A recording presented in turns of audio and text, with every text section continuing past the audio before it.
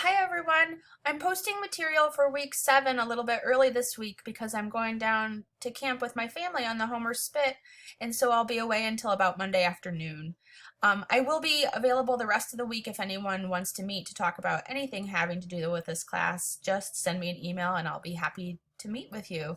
Most of you are doing great. I really enjoyed reading your narratives, and now you all have a sense of really the routine that will follow for the next 2 essays.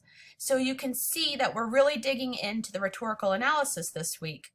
You're going to read chapter 9 from the textbook we've been using to learn more about rhetorical analysis. And then you'll also look over this handout, which is from a very expensive textbook, but I think that this is the most important page.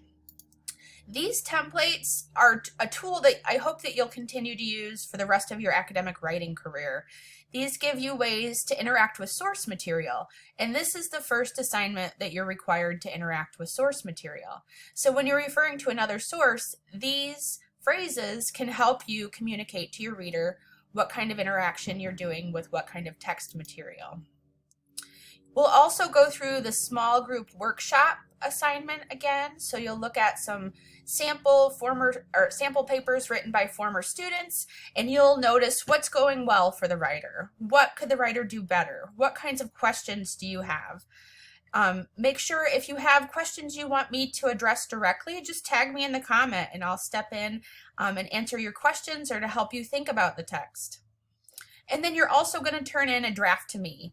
So when you submit the draft, I will let you know if it's ready for the peer review. If you don't submit a draft, you can't engage in the peer review because that involves your classmates and you have to get it done within a certain window of time. So make sure that you're checking in with me if you have any questions. I think most of you are doing great, and I'm excited to see what you decide to focus on for your rhetorical analysis regarding the Super Bowl.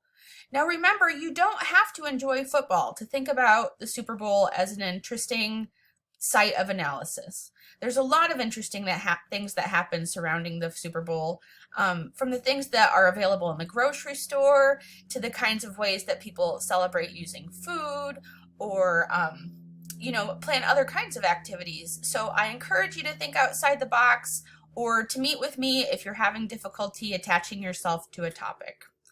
I hope everyone's great, and I'll talk to you all soon.